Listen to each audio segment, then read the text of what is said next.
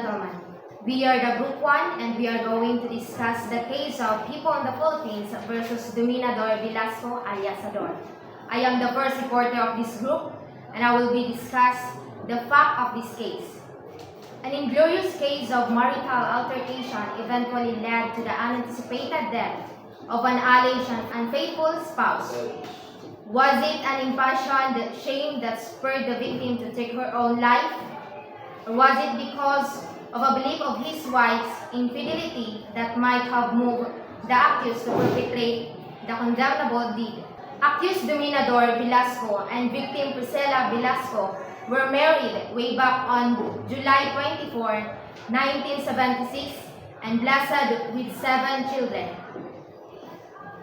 On October 27, 1990, in the municipality of Santo Tomas, province of La Union, Philippines, and within the jurisdiction of this honorable court, the said accused did then and there willfully, unlawfully, and feloniously, and with evident premeditation, that is having conceived and deliberated to kill his wife, Priscilla Basco Velasco, with whom he was united in lawful wedlock, armed with a wood and attack, assault, clubbed his wife repeatedly, and with treachery by employing means, manner, and form in the execution thereof, which tended directly and specially to ensure its commission without danger to the person of the said accused. The result of which attack was the said Priscilla Basco Velasco received several mortal wounds in her body which directly caused her death.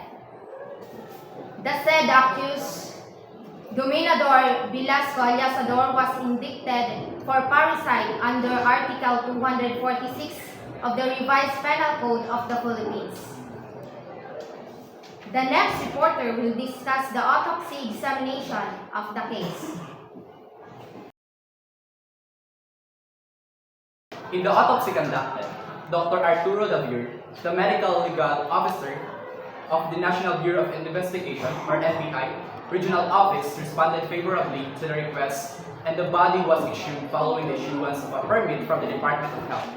The autopsy conducted on November 16, 1990, revealed that the victim had suffered from abrasions on the right side of the face, including the jaw, hematoma on the back portion of the head at the left posterior portion, hematoma on the skull, contusions on the left side of the back portion of the body, the back portion of the left upper extremities, contused abrasion on the arm and forearm, contusion on the right forearm. Dr. Lavier concluded that the victim died of a shock secondary to multiple traumatic injuries and opined that the wounds could have likely been caused by a physical contact with a hard object like a piece of wood or wooden club. So, what is a medical legal officer? A medical legal officer is a professional who plays a crucial role at the intersection of medicine and law. Their primary responsibility involves conducting medical examinations, providing expert medical opinions, and offering forensic expertise in legal matters. These professionals are essentials in cases where medical knowledge and legal considerations are intertwined, such as criminal investigations, insurance claims, and civil litigation. The samples of the victim's brain, heart, kidney, spleen, lungs, liver, and pancreas were taken to the medical legal laboratory in Manila for histopathological and toxicological examinations. Dr. Nieto M. Salvador, a medical specialist of NBI, conducted a histopathological examination and arrived at the finding that the victim had died of congestion and edema of the visceral organs. So, what is histopathology? Histopathology is a branch of pathology that involves the examination of tissues and cells under a microscope to study the structural and functional changes associated with the diseases. It plays a vital role in diagnosing diseases, determining the extent of disease progression, guiding treatment decisions, and understanding the underlying mechanism of various medical conditions. In the forensic division, a histopathologist plays a crucial role in conducting post-mortem examinations to determine the cause of death and provide valuable insights into forensic investigations. The work of a histopathologist in the forensic division involves, number 1, autopsy examination. Histopathologists performed detailed post-mortem examinations on deceased individuals to identify any anatomical abnormalities, injuries, or pathological changes that may be relevant to the cause of death. And number 2, tissue sampling and analysis. They collect tissue samples during autopsies for microscopic examinations to assess cellular changes, identify diseases, injuries, or toxicological findings that may have contributed to the individual's death.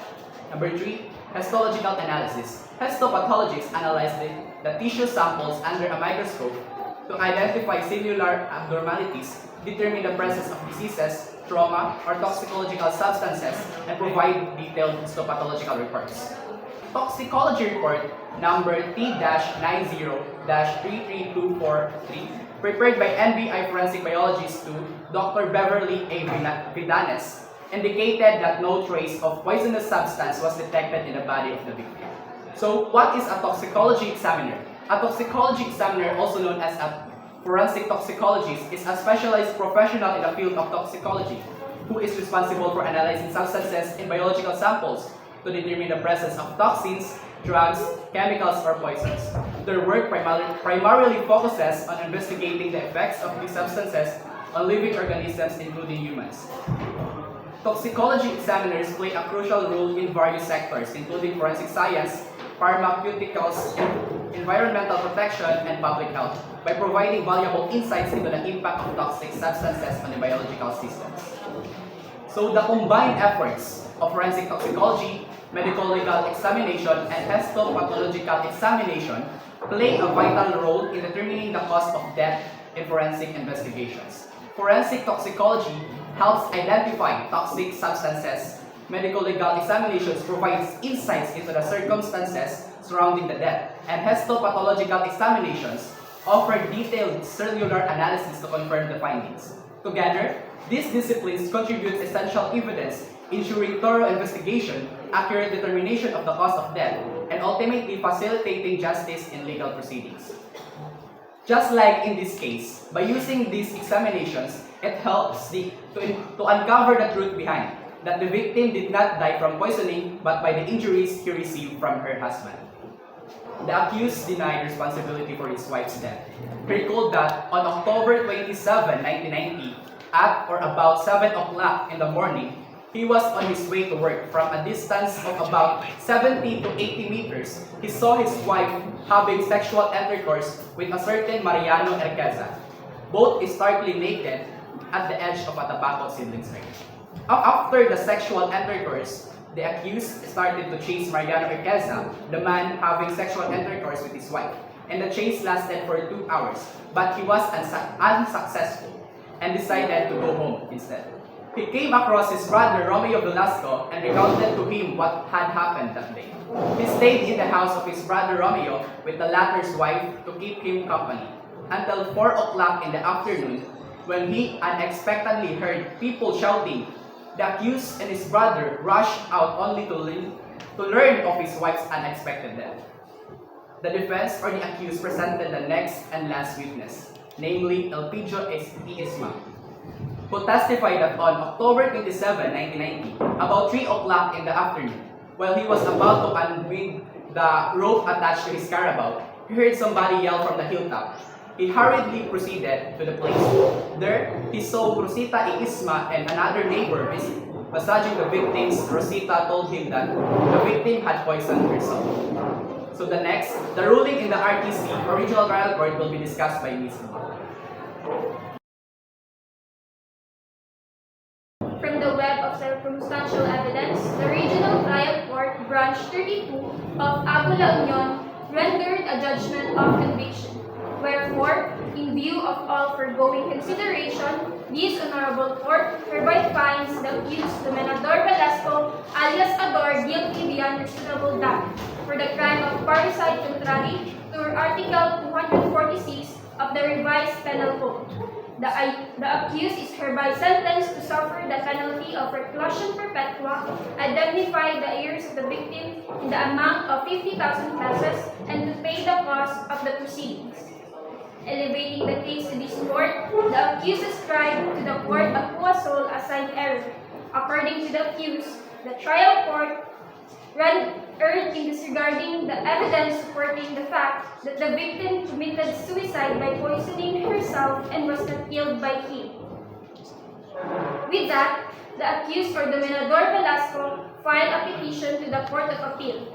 After that, the findings of Court of Appeal is still Dominador Velasco is guilty beyond reasonable doubt. But Dominador Velasco is not satisfied for the findings of the Court of Appeal. So Dominador Velasco filed a petition to the Supreme Court, which is the Supreme Court's decision is same as the previous courts, which is Dominador Velasco is guilty beyond reasonable doubt. To continue, the accused appellant argued because he is not satisfied and appealed at the Court of Appeals and stated that the victim might have committed suicide due to shame and scandal. But this theory was refuted by the lack of poison found in her body, because if the person is already dead, then she has no capabilities to drink the poison. Dr. Villanueva initial findings and about suicide were inconclusive, based on speculations and the neighborhood. Expert testimony, including the histological and toxicological, the said examination conducted by the NBI experts, rules out suicide and reveals the evidence of physical trauma on the victim's body. Contradicting the suicide theory, the court emphasized that expert testimony and forensic evidence supported the conclusion that the victim did not take her own life but instead died from injuries sustained in the altercation. Now, the higher court, which is the Supreme Court, also noted that the absence of corroborating witnesses to support the accused's alibi and found no motive for the prosecution witnesses to falsely testify against him. Thus, the court upheld the conviction of Dominador Velasco for faricide and sentenced him to reclusion perpetuum, indemnification of the victim's heirs, and payment of the cost of the proceedings. Accused versions of event is based on incredulity, as they believe the husband would endure an illicit sexual congress with his wife and her lover without revealing their true intentions. This attitude defies human nature and is unlikely for a wife and her lover to fully undress and consummate in public. The test of truth in a witness testimony is to gauge it with human knowledge, observation, and experience. The accused testimony should be held outside the normal judicial cognizance, as anything contrary to these teachings belongs to the miraculous. The evidence established the malefactor, destroyed the presumption of innocence, and fulfilled moral certainty, resulting in a finding of guilt beyond reasonable doubt.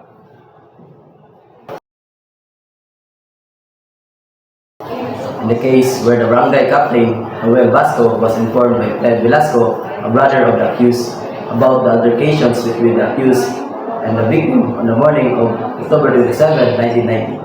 The information serves as crucial evidence in establishing the timelines and context of the events leading up to the incident. The fact that Ted Velasco, who is the brother of the accused, relayed the information about altercations to the barangay captains suggests that there was communications or awareness with the family about the conflict between the accused and the victim. These communications could indicate that there was prior knowledge or involvement of the accused in the events that unfolded later in the day. By providing these information to the barangay captain, it implies that there was a level of concerns or recognitions of the seriousness of the situation, prompting Ted Velasco to inform the authorities. This piece of evidence helps paint a clearer pictures of the circumstances surrounding the altercations and adds to the prosecution's case by establishing connections between the accused, the victims, and their interactions leading up to the incident. and the testimony of Crisanto Buado, who witnessed the accused chasing the victim in the afternoon of the Sunday, holding a piece of wood and threatening to kill the victim is a significant piece of evidence in the case.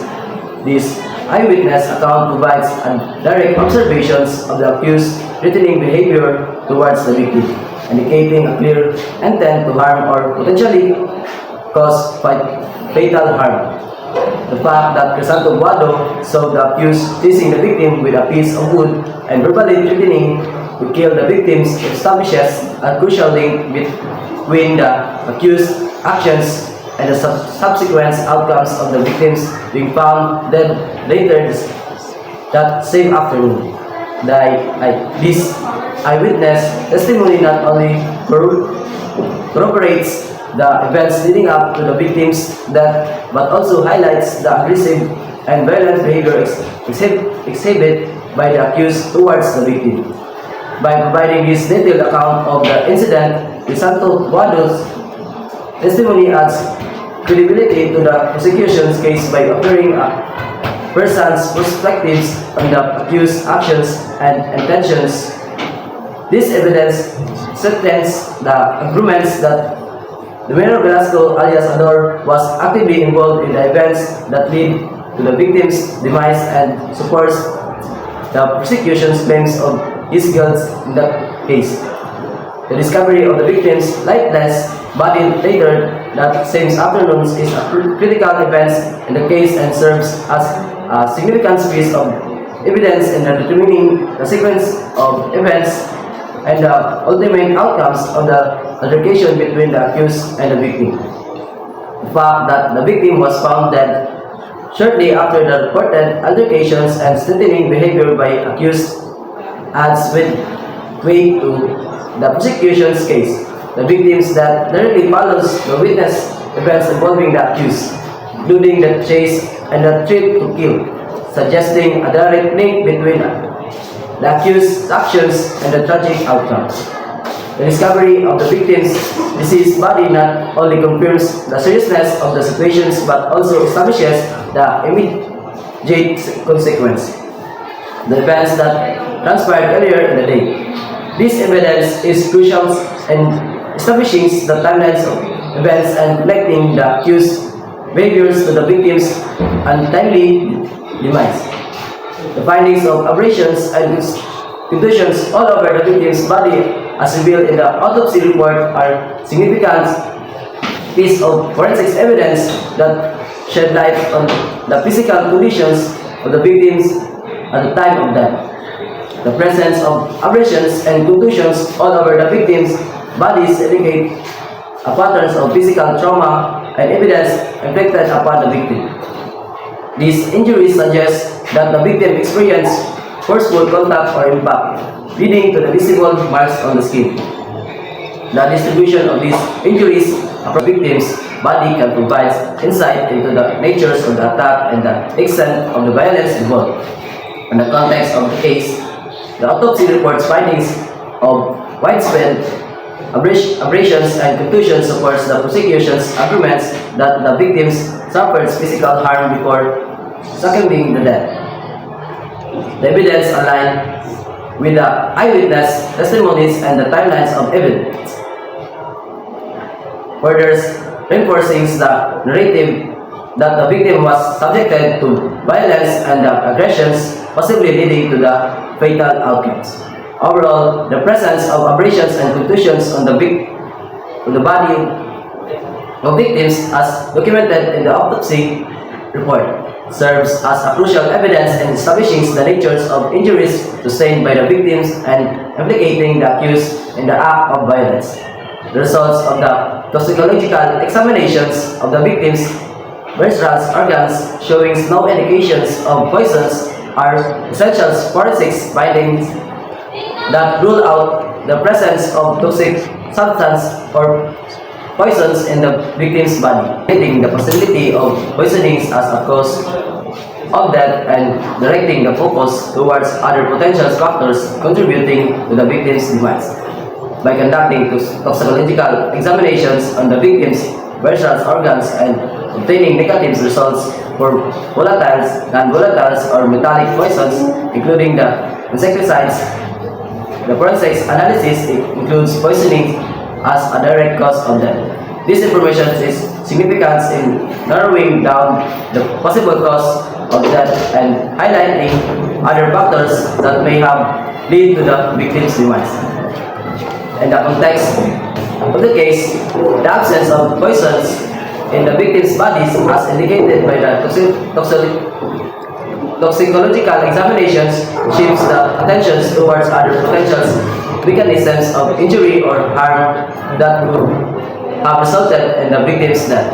The evidence, in the conjunctions with other findings and testimonies, helps in constructing a comprehensive understanding of the circumstances surrounding the victim's demise and determining the cause of death without the involvement of toxic substances. Overall, the negative results of the toxicological examinations provide valuable information in ruling out poisonings as a factors in a victim's death and guiding the investigations towards other possible cause or contributing factors. The admissions by the accused that he had a history of maltreating his wife is a self-incriminating statement that serves as a compelling piece of evidence in the case. By testifying about his own behavior towards his wife, the accused indirectly acknowledged a patterns of abusive conduct which can be indicative of his propensity for violence and aggressions. The fact that the accused openly admits to maltreating his wife suggests a prior history of domestic abuse and mistreatment within their relationship. These admissions not only reflects negatively on the accused's character but also provides insight into his behavioral tendencies and potential motives for engaging in violent actions. The accused's testimony regarding his maltreatment of his wife adds a layer of context to the overall narratives and supports the prosecution's argument that he has a predisposition towards violence. These admissions can be used to establish a pattern of behaviors that aligns with the allegations of aggressions and harm towards others, including the victims in the case. Overall, the accused's acknowledgement of mistreating his wife, as testified by himself, serves incriminating evidence that contributes to the prosecution's case by highlighting his history of abusive behavior and suggesting a potential motive for his actions and the tragic events that unfolded. Based on the evidence presented by the prosecutions, it appears that there is a strong case against Dominador Velasco alias Ador. The testimonies of Barangay Captains Velasco and Crisanto Wado, along with the autopsy report showing injuries on the victim's body, suggests that there was a confrontations between the accused on the victim leading to the victim's death. Additionally, the lack of toxicological indications of poisons in the victim's body and the accused's admissions of maltreating his wife further support the prosecution's case. The evidence points towards Dominador Velasco's involvement in the incidents and indicates a pattern of violent behavior, strengthening the prosecution's argument for his guilt in the case. In the next topic, Mr. Amor will explain the circumstantial evidence and the crime of parricide. So, what is the circumstantial evidence? Circumstantial evidence is evidence that relies on inference to connect it to conclusion of fact. It's indirect evidence that implies a fact or event but does not directly prove it. So, what is the sufficiency of indirect circumstantial evidence in court? So, the sufficiency of indirect circumstantial evidence in court depends on the various factors.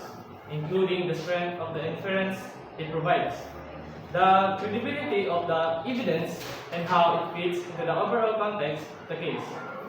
While direct evidence is often considered more persuasive, indirect circumstantial evidence can still be compelling if it establishes a clear and logical connection between the facts presented and the conclusion being argued. Ultimately, it's up to the judge or jury to evaluate the evidence and determine its sufficiency in reaching a verdict. Next is, what is crime of parricide? So, parricide is the act of killing one's close relative, typically a parent, child, or sibling.